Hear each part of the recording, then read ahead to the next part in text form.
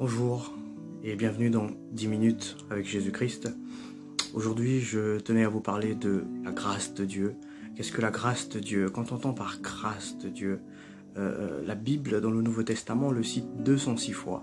C'est pour considérer à quel point elle est importante que l'on parle de la grâce de Dieu. Est-ce que tu t'es déjà assis 2 minutes sur ce mot grâce de Dieu? Est-ce que tu t'es déjà posé des questions sur ce que ça signifiait, la grâce de Dieu? Qu'est-ce que cela signifie, la grâce de Dieu? La grâce de Dieu dans ta vie, la grâce de Dieu dans ta famille, la grâce de Dieu autour de toi, la grâce de Dieu dans ton travail. Et comment elle se manifeste, cette grâce de Dieu?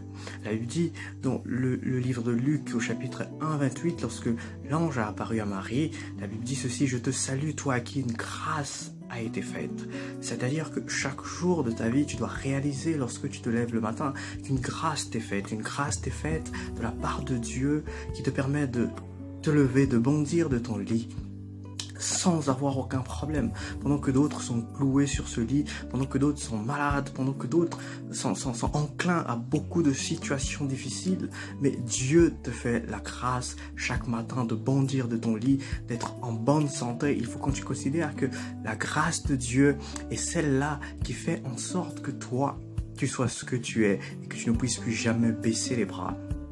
La Bible dit que Dieu fait grâce aux humbles. L'humilité que tu as, le fait que tu sois une personne humble, Dieu fait grâce dans ta vie.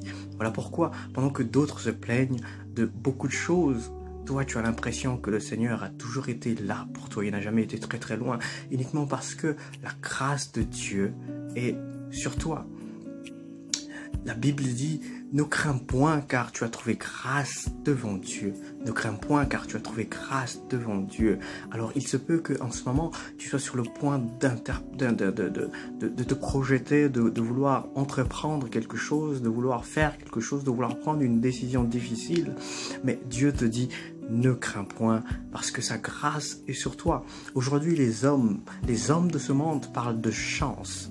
Mais la chance en Dieu, elle n'existe pas, car la chance de Dieu, ça s'appelle la grâce. Uniquement, c'est la grâce de Dieu. La grâce de Dieu qui fait que tu sois ce que tu es aujourd'hui. C'est la grâce de Dieu qui fait que tu sois dans cette situation aujourd'hui. C'est la grâce de Dieu qui fait que tu aies perdu certaines choses. Oui, des fois la grâce de Dieu se manifeste dans le fait de perdre des choses que tu retrouveras demain. Le Seigneur permet que tu passes par des situations difficiles uniquement parce que sa grâce est sur toi, car il ne t'a pas oublié. Il sait qui tu es. Dans ta croissance, qu'elle soit spirituelle, qu'elle soit physique, la grâce de Dieu est sur toi. Dieu dit que Jésus croissait en grâce devant Dieu et devant les hommes. Alors toi aussi, la grâce de Dieu est sur toi. C'est celle-là qui te permet de croître, de grandir dans ta foi. Parce que la grâce de Dieu est sur toi. Aujourd'hui, tu veux être quelqu'un de très grand, tu veux entreprendre beaucoup de choses, il faut que tu aies confiance en Dieu, car la grâce de Dieu est sur toi. Sa main est sur toi, il ne t'a pas abandonné, il ne t'a pas oublié, il est toujours le même et il a toujours un regard sur ta vie. La Bible dit dans Acte 6, verset 8, « Étienne, plein de grâce et de puissance, faisait de grands miracles. » C'est-à-dire que la grâce de Dieu était tellement dans la vie de Étienne qu'elle permettait qu'il puisse accomplir de grands miracles. Aujourd'hui, tu es homme de Dieu, tu es pasteur, tu es évangéliste, tu es prédicateur, tu es diacre, tu es juste un simple enfant de Dieu et tu aspires à de grandes choses, tu aspires à de grandes choses. Il faut que tu saches que c'est par la grâce de Dieu que tu peux accomplir toutes ces choses, parce que la grâce de Dieu est sur toi et Dieu t'a localisé. Voilà pourquoi je prie maintenant que Dieu te localise là où tu es, afin que sa grâce se répande sur toi. Où tu es derrière ton écran, en train de me regarder, en train de me suivre, que Dieu te touche et que sa grâce se répande abondamment dans ta vie, dans la vie de ta famille, dans la vie de tes enfants, dans la vie de ta femme, de ton mari, dans ton activité, dans ce que tu entreprends, dans les projets que tu as, dans les projets de voyage, dans les projets de mariage, dans tout ce que tu veux faire, que la grâce de Dieu te localise. La Bible dit que c'est par la grâce de Dieu, la grâce du Seigneur Jésus-Christ que nous croyons être sauvés. C'est-à-dire que la grâce de Dieu est une confirmation du salut.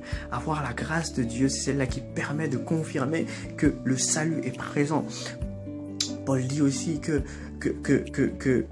c'est par la grâce de Dieu que j'ai été appelé pour annoncer l'évangile de la grâce de Dieu. Je vais te dire exactement ce que Paul dit dans le livre de Actes des Apôtres, au chapitre 20, verset 24. Mais je ne fais pour moi-même aucun cas de ma vie, comme si elle m'était précieuse, pourvu que j'accomplisse ma course avec joie et le ministère que j'ai reçu du Seigneur Jésus-Christ, d'annoncer la bonne nouvelle de la grâce de Dieu. C'est-à-dire que le ministère de Dieu, le ministère de Christ, est celui d'annoncer la bonne nouvelle de la grâce de Dieu. Que la grâce de Dieu soit sur toi, que la grâce de Dieu soit sur ta vie, sur ton activité, que Dieu te bénisse et te remplisse, que Dieu te touche. Je prie que la grâce te localise maintenant où tu es, dans tout ce que tu entreprends, que Dieu te bénisse.